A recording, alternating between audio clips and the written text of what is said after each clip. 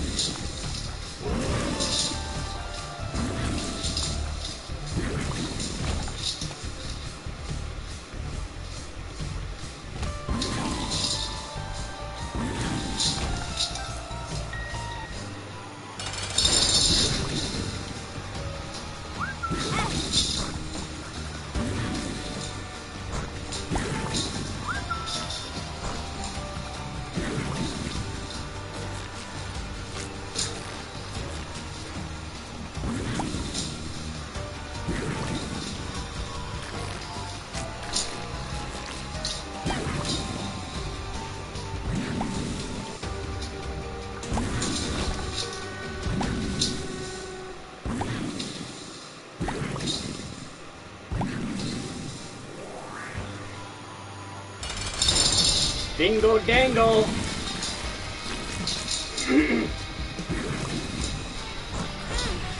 Yep, motherfucker hit me again.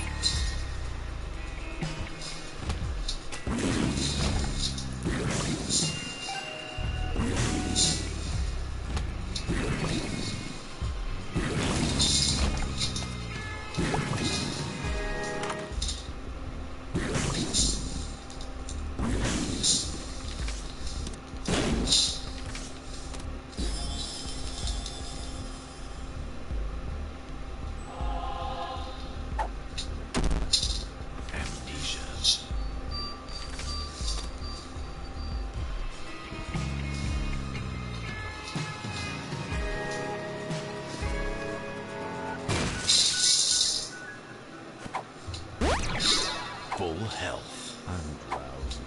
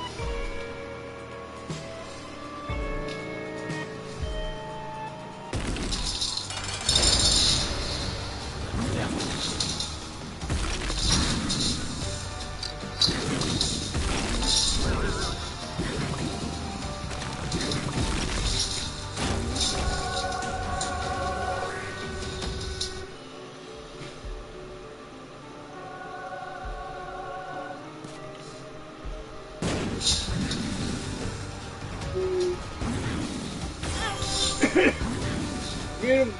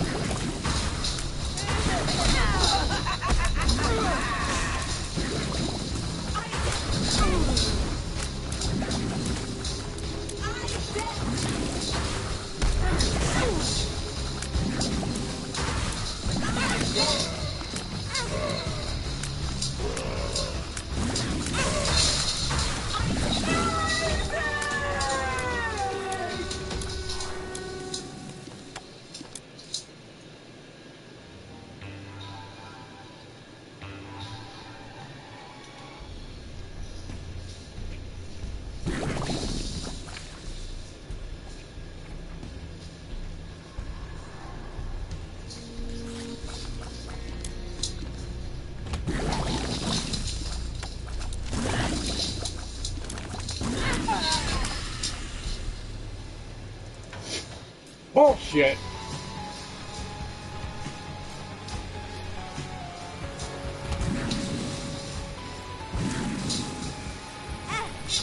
Back off.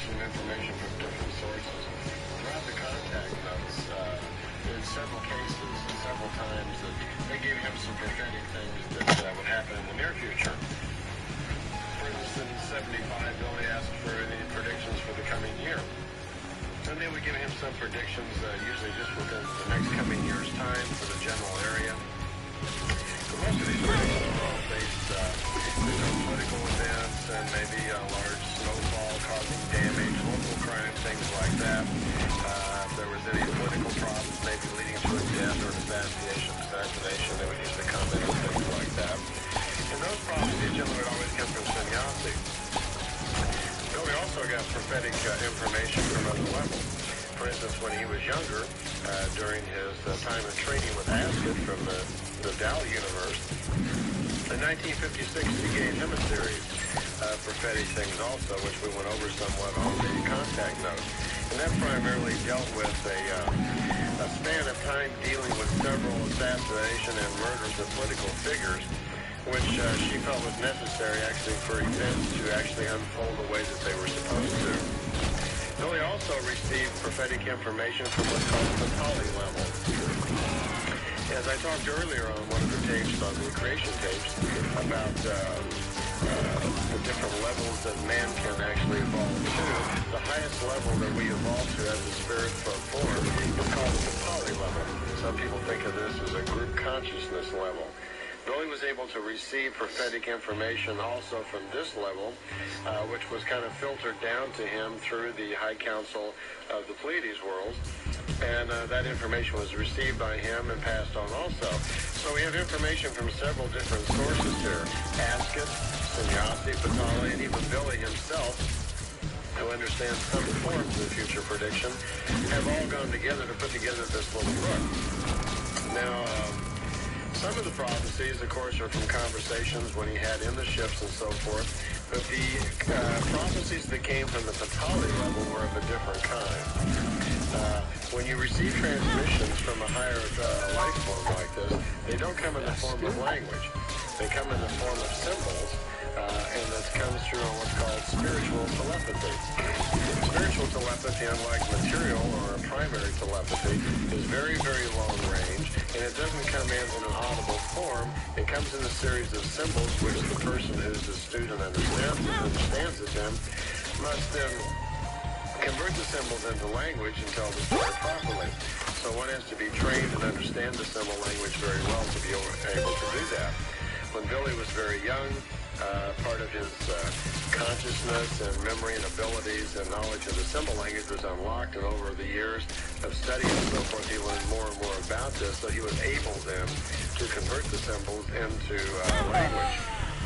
Billy's own predictions are not the result of any type of future vision, but Kabbalistic calculations. The transmissions that he gets from ETs and higher spiritual levels are more accurate and far more sweeping as far as the type of information they can get. Billy then receives them, these types of transmissions, in the spiritual language of symbols, and then he translates them into our language. This is different, he says, than the abilities of seers, he calls, who we normally, some of the prophets and seers who give us, in our modern times, give us prophetic statements. He says they see the future usually through their own psychic abilities, and it isn't from the spiritual language that he's talking about. The problem therein is that without use of obtaining information through the symbol language, the prophecies generally will always be a mixture of the own individual's egos, fears, and desires, and they're never very accurate. I think we're seeing that in our own time. There's an awful lot of people, psychics, and people predicting things, one thing and the other, but, they're never really very accurate. Maybe they are accurate on a few things, but then they're way off on others. So there certainly isn't any continuing high probability of accuracy by anybody that I know of. So what Billy's talking about is there can be an exact science of seeing the future, because such does exist, but it involves the knowledge of a particular language of symbols that most people, or practically no one else on the planet, really has any knowledge of. Interesting thing about the prophecies, the way they're written, and in many areas they're very vague, and in many areas it kind of prompts you to ask more about it. But Billy says that he doesn't make any attempt to explain the prophecies any more in detail than he's gone into here, because he believes only a person that can understand the truth himself, when it is given to him in hidden form, is able to bear or tolerate, is how he puts it. Which means that the prophecies themselves have some hidden meanings in different areas, and are a little hard to understand to most of us. But for one who understands prophecy and one who understands future vision, or may not know some of the symbols, they would be able to unravel these mysteries on their own. And his point is well taken, that if we don't have the level of knowledge to understand it, then we probably shouldn't even have the information. He makes an analogy as to our stomachs, that just like our stomach, which is only capable of digesting digestible foods, it can't digest poisons and rocks and other things that you stick in it, that the human understanding can only take in what it can comprehend, that which it can understand, or what is digestible in an understanding form. If you try to take in information that's too high for you or too difficult to understand, it's just going to overpower you and probably cause you frustration, irritation, or whatever. Billy's also able to calculate a person's death and his past life, something that he was taught and understands quite well. But he says these are the sort of things that when he speaks to someone and, they have good reason to want to know about these things, and he's more than happy to provide that. But he's always cautious about letting predictions out too clearly, or letting certain people know certain things, because it leads, unfortunately, to, fear or whatever in that individual. Predictions, let me clear up a couple things now. Predictions, what we call a prediction, that's a future event. These are computed with Kabbalistic calculations, and they lead to very exacting results. Predictions always come to pass, he says, very absolutely accurately. That's because a prediction rests on an established fact, and then proceeds to a certain outcome or effect that has to take place because of the factual knowledge that it started with. So it's kind of like logic. If you take a logical statement and allow it to move forward, it comes to a logical conclusion by virtue of its own clarity of thought and truth. So prediction seems to be something like that. If you start with an established fact, you can calculate then the result, more or less, of that prediction or that fact that's been started in motion. So it's very exacting. Prophecy, though, is slightly different. He says it's different. And a prophecy is generally just like a warning function. It can show an end result, but that result might come from certain facts, or if there's no change happens in a certain time. So it's like a warning about something to happen, but free will can come into play there. But if no free will comes in, or nothing gets involved, then the prophecy becomes a prediction, and he says will surely come to pass. So we have some difference here between a prediction and a prophecy. A prediction is something that's almost absolute, that can be calculated based on known facts, will almost have a positive outcome.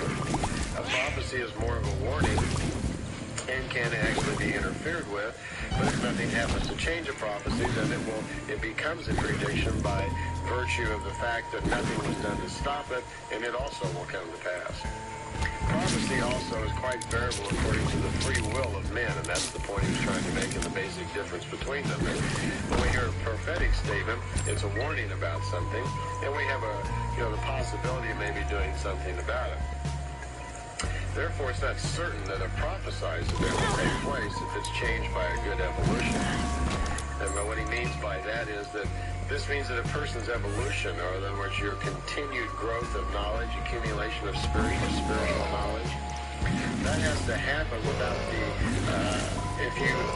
knowledge of a prophesied event getting in the way or interfering with your natural course of evolution. Say you're just going through your life and you're moving towards something, you're living your life in a certain way, and suddenly a prophecy comes along that you find very disturbing, you think it's going to have some effect on you, and you change your life, based on this prophecy. Maybe you react differently, or you just change the course of events in your life. You have then interfered with your normal evolution, which would run its course and provided certain kinds of learning. So, in this respect, then a prophecy is not good for a person to know, especially if he doesn't actually understand the ending or what's going to happen. Prophecies usually only demonstrate one possibility, and at the same time, they just demonstrate one type of warning. So we have to regard prophecies then as something that one can't be changed because of free will, and regard them as kind of a warning then. Prophecies should never be clearly revealed, he says, because the person then will make changes in an evolution. The evolution then is thrown off because the person does something that he normally wouldn't. Also, there's certain events in a prophecy which usually should be kept secret, because here he's insinuating that one of the problems with prophecy is that people overreact. And I see that even today, where people are becoming more and more sensitive about predictions that scientists make and so forth about the great earthquake in California or the entire West Coast sinking into the water. These things can cause great fear and disruption in people's lives. I know several people right now who have really disrupted their entire lives, moving their families, losing their jobs, selling their homes and so forth, out of fear because of predictions that they read in the paper or in newsletters that are being circulated around the country. And this, for people who are slightly unstable and are easily drawn to fear or negative things, this is very disruptive to them. They just can't help themselves. And so it really is not serving, the proper interest that the predictor probably had in mind. You have to be very careful when you predict things and come about your predictions, like saying that they are real, that they're really going to happen, because it can be very disruptive to people's lives, and like I say, causing people an awful lot of fear, and we certainly don't want that. Certain information within prophecies must also be kind of vague, he says, so only people with a certain level of understanding would be capable of decoding them. I guess that would be similar to like Nostradamus, and he has all these quatrains with, dates and time schedules and so forth, and nobody ever seems to get straight. I noticed that there was a book out just about a year or so ago, some people claiming that they had finally unlocked the Nostradamus code, and they felt they nailed it down, and now you could count on this book. Well, I've had that book on the shelf, and so far all the events they said that would happen in 92, none of them have happened. So, again, they goofed. They were not able to properly decode them. Because of that, they wasted a lot of people's time, money. A lot of people bought the book and probably changed things in their life based on that, or filled their head with a bunch of nonsense that didn't really happen. So these people were behaving rather irresponsibly by claiming to have done so much and really have done nothing at all. This leads us to kind of one final statement on this, and then we'll move into some of the prophecies and predictions. But be very careful of those who prophesize. And also, a little caution to you out there who may be wanting to do some predicting or prophesizing. Even though you think you may have learned some ways of calculating it, you may be gaining in some visions and so forth that seem to come true now and then.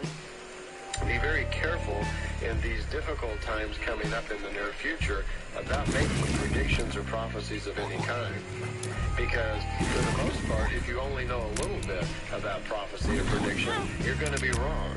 And it's this type of information where a little bit of knowledge is dangerous. If you don't really know what you're doing, Billy says in the times coming, which are very dangerous, which world events are going to be very dramatic, if you are certain predictors and so-called seers and prophetic psychic people are going to be saying things that are going to be coming happen, and they're not going to happen. They're going to cause a lot of fear and trouble with people, and a lot of psychics and predictors are going to wind up being killed or murdered, whatever, by people who are just driven insane by being misled in their lives by these psychic predictions. We know we're going to have obviously some difficult times coming up with natural disasters and everything. So here's a little tip during difficult times. Don't be predicting things and causing people to change their lives and becoming responsible for other people's lives unless you're really sure about what you know what you're doing. If you start predicting things and change people's lives and it doesn't really happen, then there's likely to be some recourse into your life. In the introduction to Billy's book, he's taking a little time to remind people here on Earth that of the times that we are living in. And as I mentioned to you before, we're in this so-called New Age period we're moving into, where geographically we're moving into this close proximity to the central sun. This time period is obviously it is a time of change when the stepped-up radiations from the central sun then start affecting everything on the planet, including the planet itself. So it's a time where things speed up. It's a time of turmoil because as things speed up, it goes a little too fast for society and for certain people, so we have a lot of problems. The predictions of past from biblical times, which are still coming true, we have to be very careful about. They're happening. And he cautions us that as a race, as a planet, we're really doing nothing about the major problems on our planet. He says since 1974, the total atomic destruction of the Earth has been averted by some very powerful beings, extraterrestrials. That, of course, was some of the work of Askin and his younger contacts. That danger is past.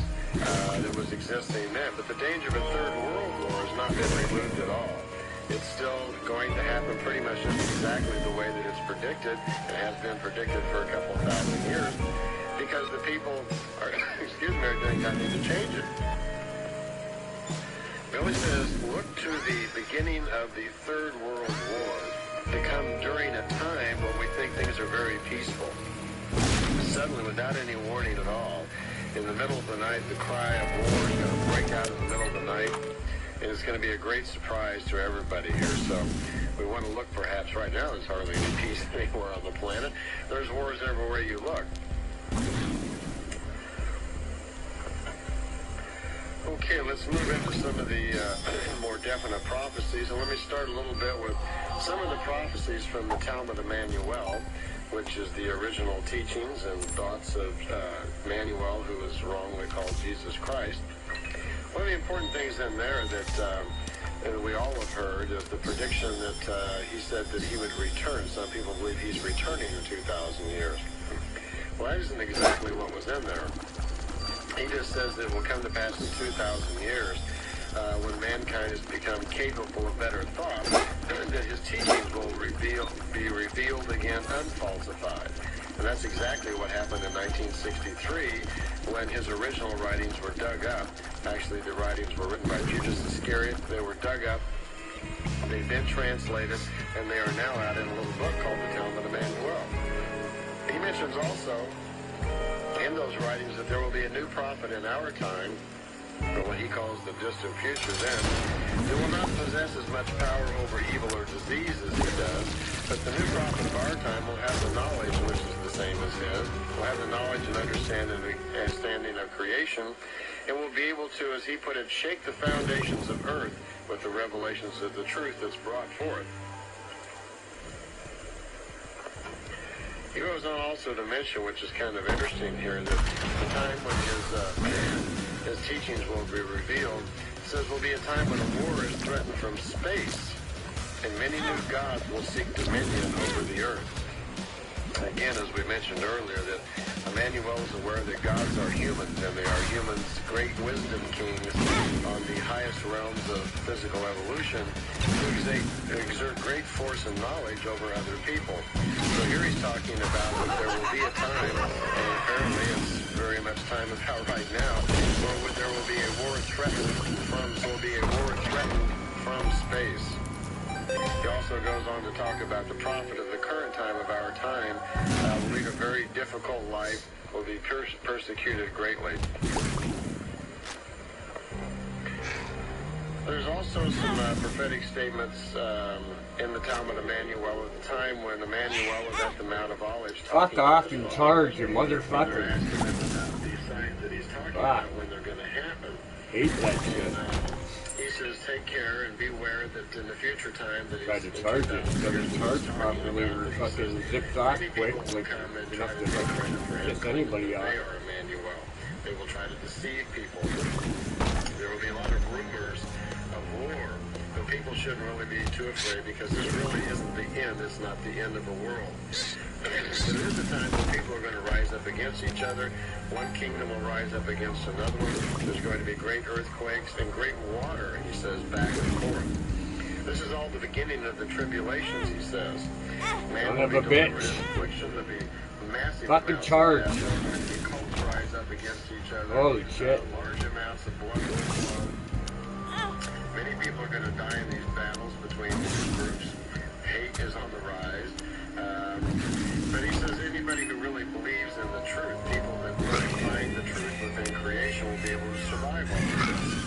It says when there's a comment in here also, it says when the people see the horror of the devastation of Jerusalem, which has been spoken by prophets, then the end will come. So apparently, through all this destruction of the war and everything that's apparently going to be starting soon, at some point towards the end of it, then we'll see all the destruction and devastation of the places in and around Jerusalem, and that will be close to the end.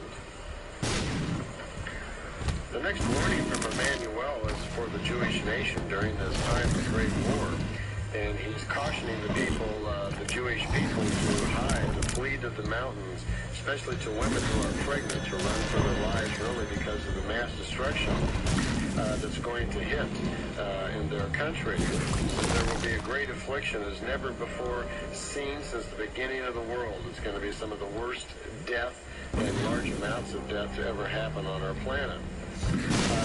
He also mentions, which is kind of interesting, that metal machines will be built for the air, the sea, and the land. The land is going to rot. He talks about heavy projectiles, metal projectiles that burn the world, and nothing will be spared. It says the foundations of life will be laid in the projectiles so they can kindle the deadly fire with them. Then he talks about at that time, when we're launching all of these projectiles in the war, if the sons of heaven do not interfere, he says that almost no one will survive. He says this will come at a time when the population will be 10 times 500 million people, where 2 parts of them will be exterminated and killed. So he's talking, it actually mentions there are about 2/3 of the people, the population of the planet will die during this terrible time of war. He cautions us that during this time of war, he says there's going to be many false prophets. There will be, many people claiming to be him, to be an Emmanuel. He says we will hear statements where people will be saying that he's in the desert. Everybody go out and see Emmanuel there. Or he's over here at the ocean, or he's in the chambers. He says, don't believe that. He says there's just going to be a lot of lying because he says he does return. But physically he will return, but he will make himself known. Because he says his coming will be with the host of the sons of heaven, by whom I have my life again at that time. So he's talking about that again, just as it says in the Talmud Emmanuel, that his life will once again be procreated and caused to be at this time by benefit of the sons of heaven, the heavenly fathers, and they will help him one more time to make his life known. Another collection of prophecies that's also mentioned in the book were the prophetic things that were explained to him by Ascot, and that came back in 1956. Apparently among Ascot's responsibilities and duties during her mission was to prevent a terrible universe catastrophe. It says in the notes that they were very concerned that the events on Earth may actually cause some destruction of the universe itself. Now, it seems pretty amazing that us little Earthmen could actually do anything that would disturb the universe, and especially back in the 60s. And they were very concerned up through the year 1974 that some doomsday device that the certain people were playing with could actually destroy part of the universe. I never took that too seriously until just recently. I found out that currently now, here in 1992, that certain scientists are actually discovering that our giant sun and some of our large gas ball planets may actually, instead of being nuclear reaction type things like we've always thought, are not at all, but in fact seem to be drawing energy from other dimensions. That at the top of these great sources of power, like our sun, on the very top pole and on the bottom pole, there is sort of a hexagon area at the top that seems to be receiving energy, and they have mathematically calculated the probability this may be true, that our sun may indeed be connected to other universes or other dimensions as we think of it through the surface area on the top and the bottom of the sun. Which means that our sun itself isn't really a nuclear explosion, that somehow it's being heated up actually by dimensional energy. A comment along that line was even from the Pleiadians that the sun itself is not quite what we think it is, that even though the surface temperature is quite hot, that we will be surprised to find out once our technology advances that it's actually cooler on the inside, that it's not the great explosion in the middle that we think it is. So possibly the sun somehow do receive energy from other dimensions, and that could be perhaps what the ETs were worried about in the 60s, that if we were to set off some of these devices which could upset actually the solar system, some sort of energy or effect could be set off affecting other dimensions, which could unleash untold problems that may in effect actually destroy part of the universe as they were so worried about. Well, apparently Ascot in those years took whatever steps she felt was necessary and did intervene in mankind to prevent those certain events from happening. So, good for her. There was warnings always from Ascot during those times, too, where she talked about future events back in the 56, which actually pertains to now. Because she was talking about, America, Russia, and China are pushing for, like, world domination. They're kind of fighting it out. Well, Russia, of course, has broke up, and that's changed a little bit, and China hasn't really played their hand yet.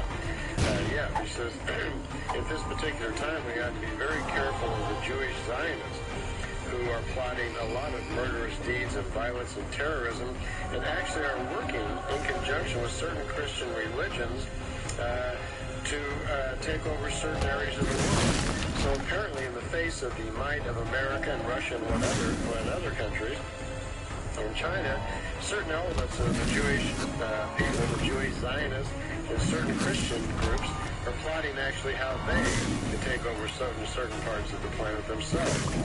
It's mentioned in here that the people of Earth should take care not to help Israel, for every small assistance is refunctioned by them into a deadly weapon against the back at us. So historically, it's talking about that they're suggesting that it's going to be a natural event for the destruction of Israel and that it's for the betterment of mankind. Not that death is good, it's just that we are not aware really of what a terrible part that Israel will actually play in the mass destruction and loss of life on the planet Earth. There was a whole series of prophecies given to Billy then in 1956, which are now quite a few years old. And I'll just dash over them for you. I had gone over them a little bit in the contact notes themselves, but since we have a tape here just on prophecies, I'll reiterate some of these events because it's important also to note that these events have all come to pass, and with terrible accuracy. I say terrible because we're going to read off a list of deaths here and so forth, and all these events came to pass exactly as Ascot said they would, which only confirms again their very incredible technology and their abilities. She says the unavoidable events of the future, and here she's talking in 1956, she says these events will happen with absolute exactness and accuracy, just as she's about to explain them to Billy. And I'll just run over them because I have gone over them one more time. She first talked about the murder of Joseph Stalin, which will be on March 5th, 1953, and that was done by the party itself. It says here that Stalin was showing too much friendliness towards the Jewish Zionist terrorists, and so for that reason he was poisoned. He mentions in there also his successor, Nikita Khrushchev, will be forced out of office in '64, and that was to give the racialized Zionist hostilities its last form, was the expression. So it says during that time period in America, Fitzgerald Kennedy will be elected to office, but he will be murdered in '63, it says, by the secret order of the American Security Organization, the CIA. The day of his death will be November 22nd, 1962 in Dallas, Texas. It says there will be a second political assassination following just 5 years after that. Through the order of the same organization, a presidential candidate will be killed. His death will be on June 6, 1968 in Los Angeles. His name will be Robert Kennedy, a brother of the president. It says the Holy Office, in Rome will also be pulled in the worldwide political and religious intrigue. Just the same as with Stalin, a poison will be used to kill Pope John XIII, who will only serve for a very short time. His successor, Pope Paul VI, will be removed by the same method by intrigues, it says, of the cardinals in cooperation again with the Jewish Zionist extremists, who for quite some time have already been planning their murderous schemes and are trying to direct the future events, to their own will. Greece has also chosen, it says, for the assassination of head of state. For the future, lets it be known that King Paul I will die on March 6, 1964, using the same poison as some of these others have been killed with. His successor will be named Constantinos. He will be forced out of office by a military coup because of his childish inabilities. And Egypt won't be spared either. In the mid-1970s, a dictatorial statesman named Abd el-Gamal Nasser was poisoned just a few years earlier. As his friend the Emir of Kuwait, who will die in 1965, poisoned at the hands of his own family. Mentions King Faisal in Saudi Arabia in 1975 will be shot by members of his own family. She said this series of political intrigues and deaths were among the most important dates coming over the next 20 years, and Billie was very cautious at the time not to reveal them because these events needed to play their hand out and happen exactly the way that they were. She was very careful of not wanting to disturb any of the natural events of the future. So Billie didn't, even though they were all written down and tucked away from light. He never really talked about them, and he kept them very quiet. The next section in his prophecy book deals with some prophecies that he actually received and some training he received from Semjase when he was in the beam ship with her. And I related this story to you once before, so I'll just run it over closely. They had a device inside of the ship which you could hold your hand on and think about any person that you wanted to actually know something about, either the conscious mind or the subconscious mind.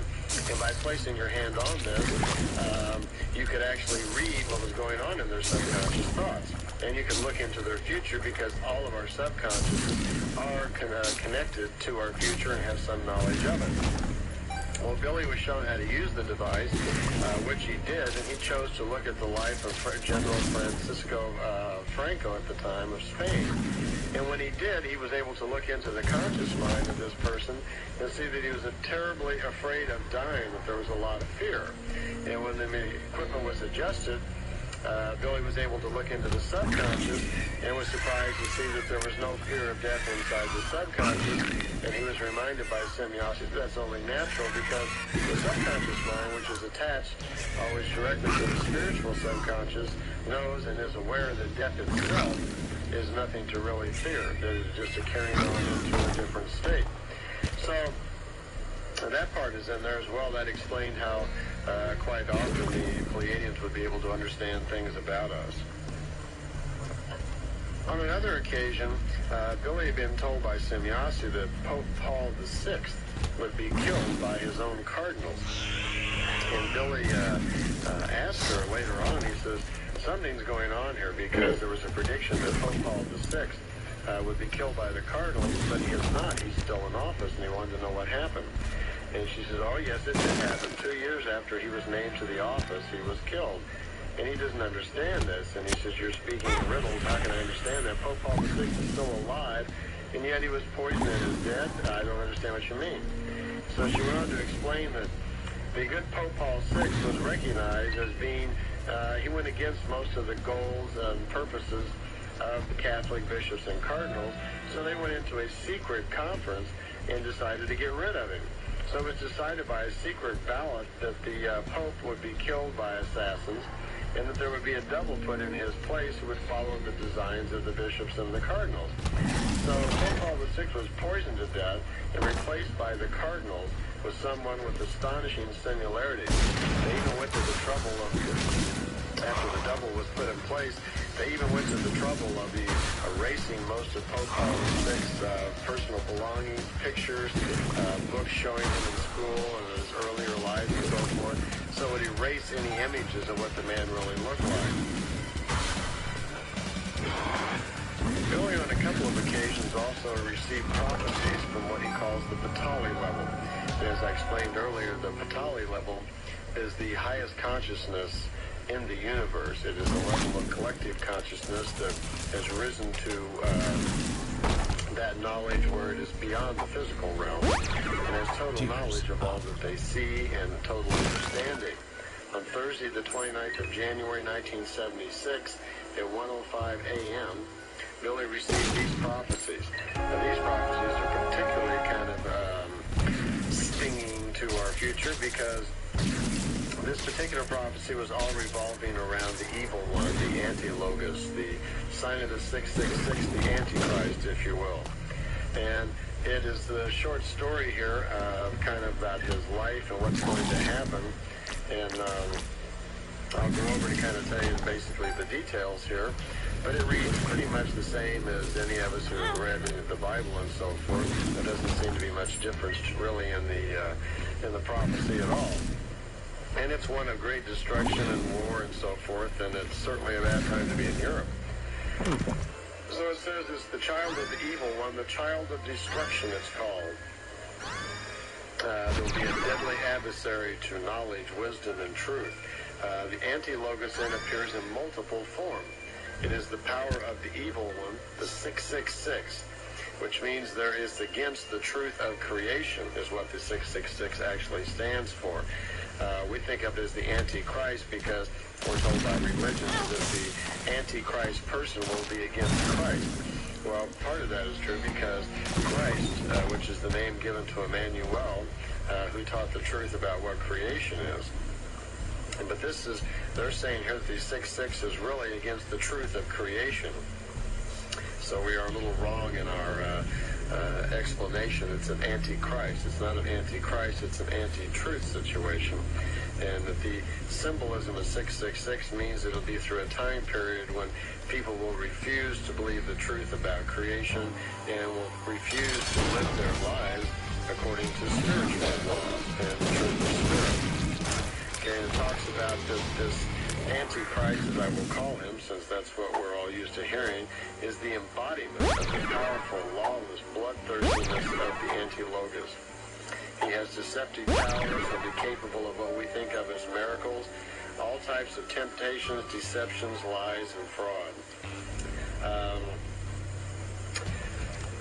It says something about in the 8th sequence is conceived the anti-logos in totality. The thing is the person of untruth, of humiliation, of destruction, and of death. I don't understand what 8th sequence means, but someone that is more into the numerology than probably does.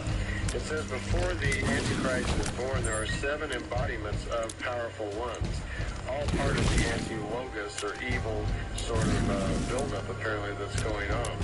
7 children of the evil one that are bent on death and destruction will kill millions of people.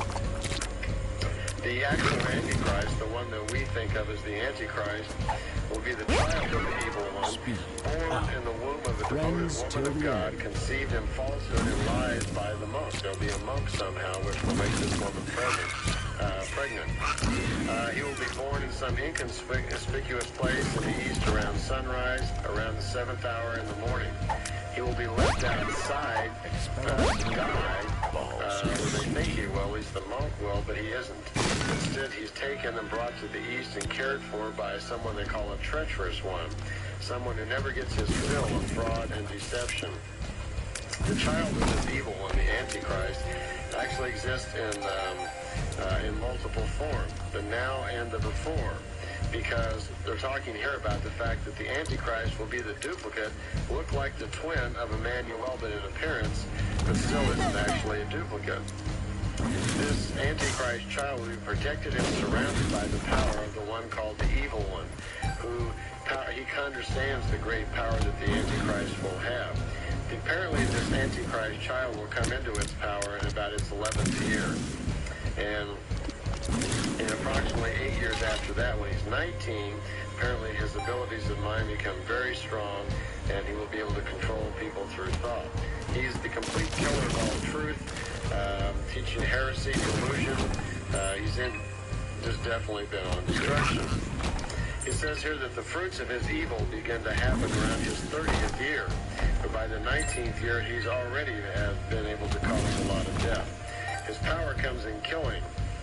He burns the world, but there will be 27 years of hate and bloodshed and fire because of him. Sounds like a pretty sight, doesn't it? It even goes on to talk about the plant kingdom and so forth. It learns how to thrive on the blood. That there are so many deaths on the ground that the blood just flows like water on the ground, that there's so much loss of life. Goes on to talk about here that he comes in kind of a disguised form at the beginning. When we first start to see him, he will present himself as a follower of Jesus Christ. He will pretend to be sent from God, a preparer of the way. He will call himself the great Savior. He even puts himself as a creation and says that he is the creation himself and has created all of us. So he's full of delusion, fear, power. In actuality, he's just out to exterminate things and kill all life out here on the planet.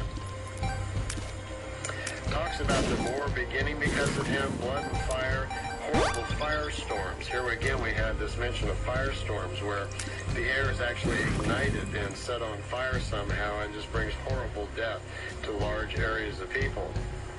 It says it is the time of vice seen as a virtue, that there will be cult religions springing up everywhere, one killing the other, people literally just going crazy. And the war will last, it says, for approximately 27 years, and this Antichrist will raise armies which have possession of the deadliest weapons on the planet and will bring the whole world to its knees. I don't know where this guy's going to come from.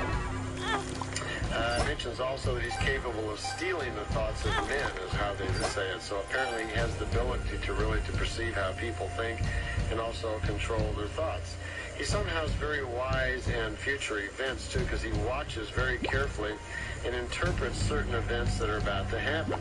For instance, he knows when a giant comet is about to strike the Earth, causing flooding and so forth, and tremendous problems. And apparently he'll take advantage of that. He's the biggest enemy of the earth, chosen himself to be more horrible and deadly than anything else we've ever seen. It says, deadly and burning like gold of the sun, destroying through metal birds and lightning of death. This happens towards the middle of the year, close to the turn of the millennium. Well, we're coming up to that. It's 92, so we're getting closer to the turn of the millennium. So this is beginning to sound like this deadly war could break out 95, 6, 7, maybe in that period at some point. It says also, woe to the city of the peace conference in the heart of Europe, that idolaters, men in power and so forth, start piling up large amounts of silver and gold and so forth. The first war is stored up in the east and the north, and Earth goes around its sun twice. Okay? There will be 10 moon revolutions where there will be a peace after that war. 10 revolutions of the moon, it says. There will be a deceptive peace. And then just when we're not expecting it again, metal messengers of death fall from heaven. They carry in themselves lightning, fire, and heat. The cities of Europe start falling and burning in ashes, and there's just nothing. All are killed. It says 3 revolutions around the sun that the anti-logos again exerts himself, and he has become grown now, very powerful. But he is murdered in the 3rd revolution, whatever the 3rd revolution actually means. So 27 years would have passed during these 3 major epics of war, it's beginning to look like. And it just talks a little bit about what is left. The 2/3 of the population of the planet will have died out. The men then, the people that are remaining then, will have woken up, will consider all the survivors and to look to each other as brothers. And if this is the time when actually people then will start turning to the Spirit, Fuck off. we'll have Keep hitting me. face-to-face Keep with fucking what, hitting me. how the religions have really caused so many problems and how the mystery cults and so forth have really ruined people's thinking, made illogical thinking, turn brother against brother. And it's a great time then for the Spirit to find some have worth, and people will start to begin to turn towards the creational laws and start to live in peace and wisdom. There are several other short prophecies given by this Batali level at different times.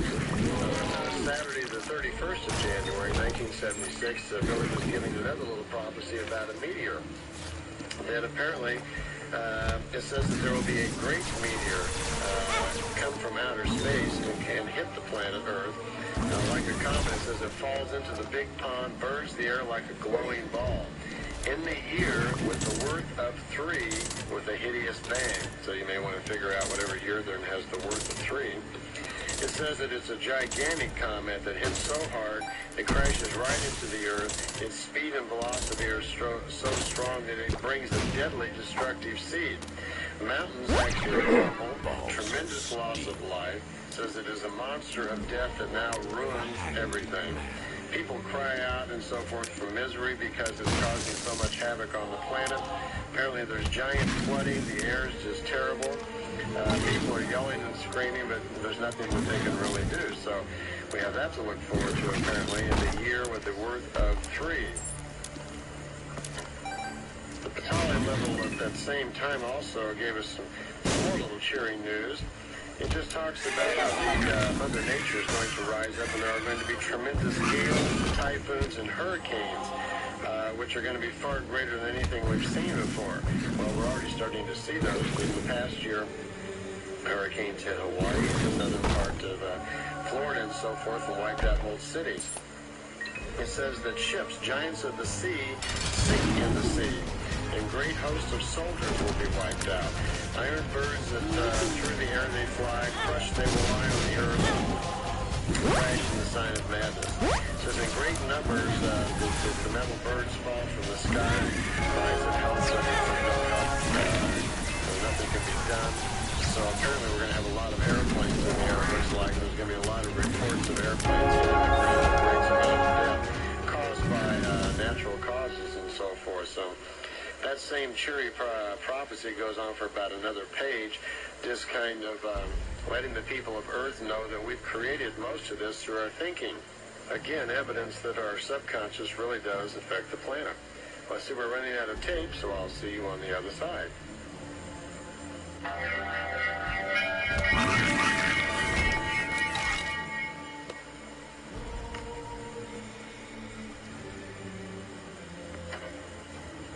Well, welcome back here to side 2 of the prophecies. And again, I reiterate that these are prophecies, and we have some control of these events.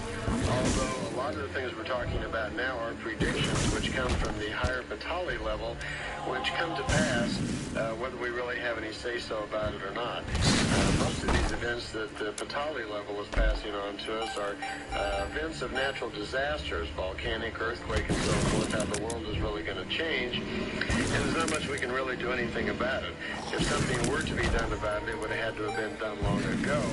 And apparently the subconscious thoughts, which are emitted by the 5 billion people on Earth, could have had something to do with it, and may in the future do something to make things a little calmer, but for the most part it's too late for that. On Wednesday the 4th of February 1976 at 6:10 a.m., Billy apparently never sleeps. He's up all night doing this stuff. He received another level of information from the Patali level, which talks mostly about earthquakes and volcanoes, and it talks about the volcanoes swelling up so high that they burst forth, of course, catapulting fire and lava through the air, causing great destruction of life. And it goes on to... They're already doing that in Italy. You look at Italy and Mount Etna, they're already blowing up. The original inhabitants of America. This land will be hit hard in the near future. I tried to blow out the As will fucking... the land on which the black men Tried to blow out the fire, but it still got me. be spared from the evil, for there under the land resides hell. Billy had been shown once, even inside the ship, that there is volcanic action beneath certain parts of Europe, which no one's really even aware of, which will erupt and cause major loss of life. It says one will speak sadly of the boot country, and that's of course Italy, and also of the countries with the blessing of earth gold. Also the land of the cherry blossoms will be shaken, and the city on the trench will be totally filled with rubble. This could probably be interpreted as San Francisco, the city on the trench, and that could be the San Andreas Trench that they're talking about.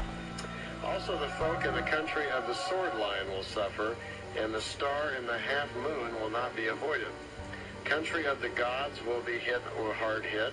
The countries of the dragon and the hope of peace, when the fire of the volcano glistens hellishly and the earthquake tears apart everything in many lands. So it's a pretty not very cheery scenario there. It talks about in Latin America, the border countries in Latin America, says in the south from Latin America's borders, there the earthquake will hit very hard, taking a lot of lives. And there's just a little bit more mention, but it doesn't go into detail in this particular one, any more exact locations. Just kind of that coding there that we read a little bit earlier, so you might try to figure that out. There is unfortunately kind of a sad commentary on Great Britain. It talks about the island kingdom has been shaken in the northern Atlantic waters. It's the year of evil, the black time there where death awaits the country. It says the crown vacillates as an evil reward, as work and deed of the cult religion. Politics plays a role as well and destroys the good island homeland. The crown falls and breaks. The house of Windsor is asunder. The island kingdom is shaken. Just a question. Just a question for you. It talks about how Britain will be destroyed from the politicians and whatnot. Do you think that Britain's being destroyed now? Like, as opposed to what it was? Listen to this. We get, like here, this prophecy talks about Britain being destroyed because of the politicians and whatnot from mismanagement. Listen to this.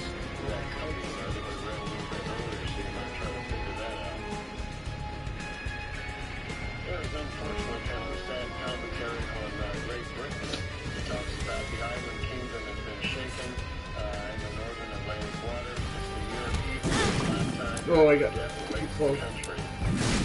So the crown vacillates as an evil reward as work and deed of the cult religion. Politics plays a role as well and destroys the good island homeland. The crown falls and breaks. The house of Windsor is asunder. The island kingdom is shaken. Bones are brittle and pale.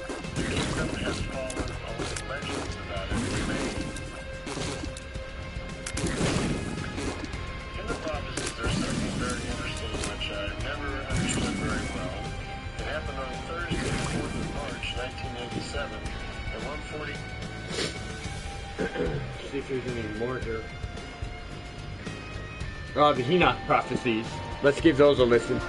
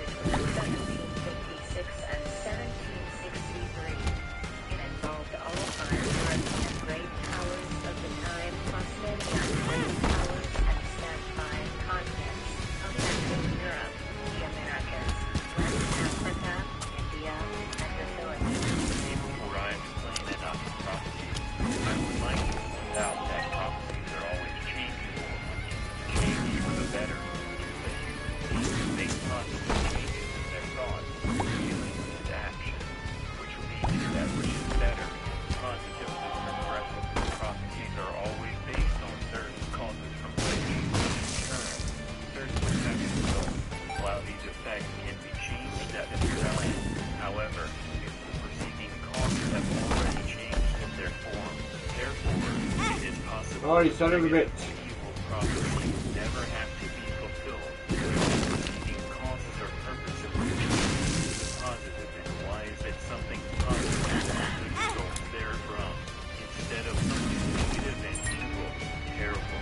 However, this does not apply to predictions because they are based on unchanging capacity, which will occur in the future with absolute surety and certainty.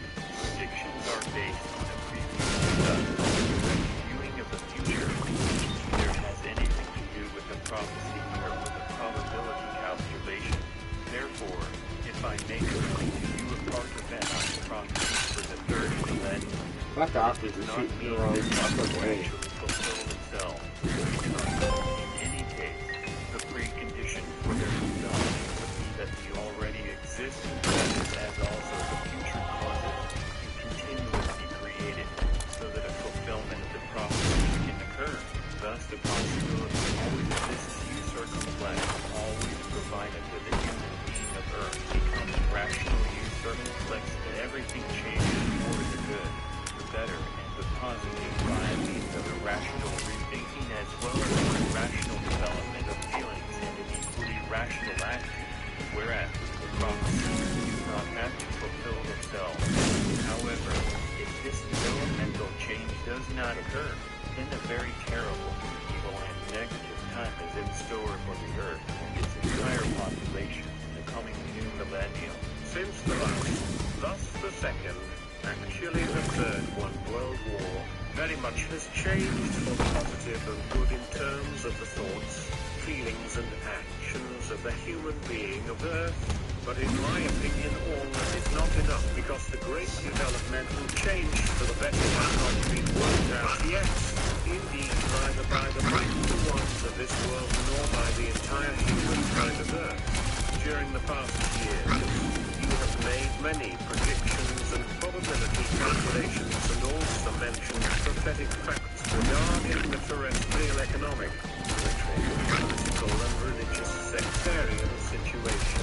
In which case I was requested to spread this information, which I have also done. Both governments as well as newspapers and radio stations were informed by me, but also TV stations and many private persons worldwide. However, all of it avails to nothing because, up to now, the human beings have muddled along in the old style and have not given an old brass farthing about the prophecies, predictions and probability calculations, and precisely that will probably also continue to be the case when, in the coming times, I spread Enoch's prophecies for the third millennium, if I receive the permission from you to do so. But nevertheless, I find that Enoch's message for the future must be made known and must be spread, because perhaps it will bear good fruit after all. You never seem to give up your hope. Your offerings are honorable and deserve to be heard by the human being. But seeing how things are shaping up so far in this century, there is not too much hope for the human being of Earth will come to her senses and listen to your word. This will only be the case when the prophecies begin to fulfill themselves, or even only after they have already been fulfilled. Probably only then will the time come when the calumny and defamations against you will find an end with regard to you maintaining contact with us, which, for a long time, will continue to be vehemently denied by your enemies as well as by pathological know-it-alls and critics, who dismiss the contacts as swindle, lies, and deception. But the distant future will prove the full truth about our contacts with you, and the human being will also accept the help which we offer through you, even if they erroneously assume that you come from the seventh star system known to the Earth's human being as the Pleiades. Some Jace and Patan have already explained that to me. But let us hear now what the new millennium will bring to the human beings of Earth and the planet Earth according to Enoch's prophecies. I will do that shortly, but I would like to explain beforehand that I am not authorized to give precise dates in an official form. I see, but it's probably quite good in such a way. However, I would be grateful if, for the better understanding of the human beings, you you could present the prophecies in somewhat more understandable and more modern language. The old wise of language of writing of Enoch in particular would be almost impossible to understand for most of today's human beings of Earth. This also means that a clear language of explanation is desired, meaning that the prophecies shall not be given in riddles and mysteries, because if I am to publish everything, then open, unriddled, not mysterious, explanatory and well-encoded prophecies would be of value. Because I think that only understandable prophecies can be beneficial, because with encoding the interest of the human beings dwindles because they cannot understand anything. My experience proves to me that the human beings are much more responsive and make a greater and more interested effort in something when it is explained clearly and distinctly to them. Although it is correct that some anxiety is diminished by encoding prophecies and so forth, however, only to become increasingly greater the less it is understood, because then wild fantasies begin to stir and agitate, whereas through hellish fears and hellish images come forth, arise. Our words are correct. Therefore, I will present Enoch's prophecies in understandable form, so that listeners Fuck off with your bullshit. You're shooting the fucking wrong way. if he or she Really? her thoughts, feelings, likewise, and indulges in the same mode of action as done hitherto. Enoch's prophecies speak in a clarity of words that cannot be any clearer. The point in time at which the prophecies will begin to be fulfilled will be when a pope will rule in Zion of Rome.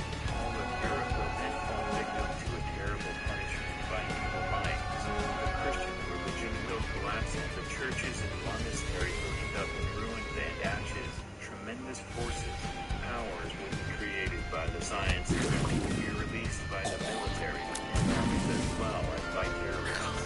Whereas the great destruction will occur, and even billions of human beings will be killed through acts of terrorism, war and civil war. And in the end, in some places, every third human being will lose his, her life, and in other places every fourth human being will lose his, her life. Nations of the East will rise up against nations of the West, and the Western ones against the Eastern ones. Fighter and bomber aircraft will bring many deaths upon the human being, and bombs and rockets will destroy and eliminate small and large villages and towns. The human beings will be completely mindless against all this and will live through 888 days of hell on earth, tormented by famine and rampantly spreading diseases, which will claim even more human life than the war itself. This time will be so hard it has never before been on earth, because in the end nothing can be bought or sold anymore. All food will be rationed, and if a human being steals even a small piece of bread, he or she will have to pay for it with his life. Many waters will mix with human blood and turn red, just as the Nile in Egypt once turned red with blood, and it will be the case that the fanatics of Islam will rise up and cover the nations of Europe with war, whereas everything will tremble and quake. Westward, everything will be destroyed. England will be conquered and thrown onto the lowest level of misery, and the Islam fanatics and Islam warriors What is- keep their might. What did it say about London just there? Fanatics of Islam will rise up and cover the nation of Europe with war, whereas everything will crumble and wait westward. Everything will be destroyed. England will be conquered and thrown onto the lowest level of misery. England will be thrown down to the lowest level of misery. That's crazy, dude. However, all this does not only concern Europe, because ultimately all nations and humans of Earth will be affected, because all things stand for different helpless in the entire world, after the turn of the left and the painless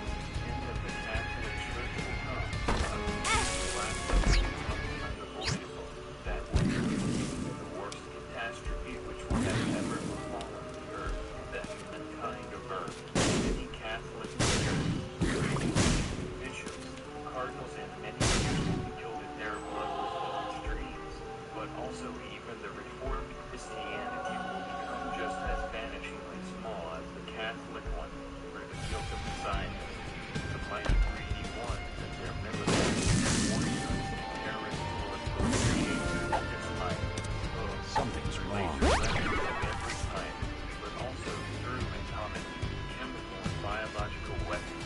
Also, regardless of technology, a tremendous will occurring will be unrestrictedly exploited for war purposes, not lasting for combat, and was practiced in ancient times by the descendants of serious reason. However, this is not the all of the borderers. In addition to the gene technology and the ABC weapons, far worse and more dangerous and more deadly weapons of mass destruction will be produced and will be used to control the irresponsible politicians who scrupulously exercise their scientists of the obedient military will be the deadly separate and create own individuals. Weapons will be bred with complete consciencelessness and scientifically manipulated to become killing machines who use circumflex division by division, devoid of any feeling, use circumflex to destroy, murder, and eliminate everything. Will be with the USA leading the way, together with all the other major Western nations that face off against the Eastern countries. Although at the same time they will also have to defend themselves against the 1, 2, 3, 4, 5, 6, 7, 8, 9 bosses? Holy fuck. 9 floor bosses. guise of striving to fight terrorism. America will invade many nations of the earth, and destroy everything and bring down against the population. The military this less economic and other policies, which will be laid out and directed to circumflex, as has already been the case for a long time. Use circumflex to build up and wield, exercise the might of the world, but they will not Kick their ass. American politics will aspire to gain absolute world domination, economic form, and this will lead away to the fact that third, in fact the fourth one world war could develop therefrom, is the human beings. Oh, here he is. Here's the man, Delirium.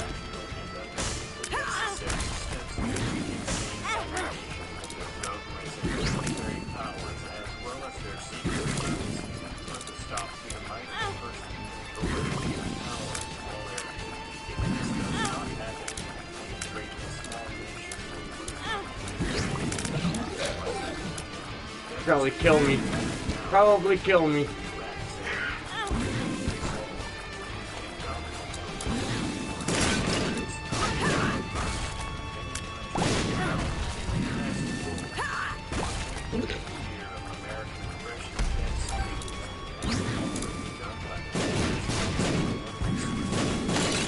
Don't kill me!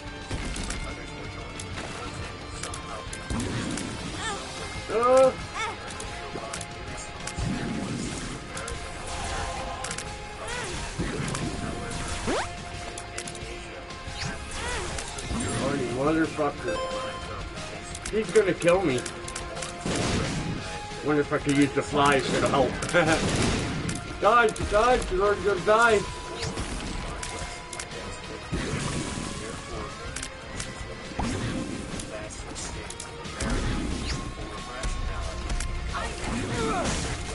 Ooh. I'm gonna fucking die. Really? Yeah. Oh, God. Which is better, therewith to true love, to true freedom, and to true peace, because their striving is only directed towards prosperity, pleasure, and wealth, and towards all snatchable material values and vices, and towards unlimited life. Therefore, it is a deadly formation, and swift roll across the land, while flying to plains and rocks, air and great death, destruction and elimination, nations and human beings. The terrible time will come. Forces and powers will also get out of control and cause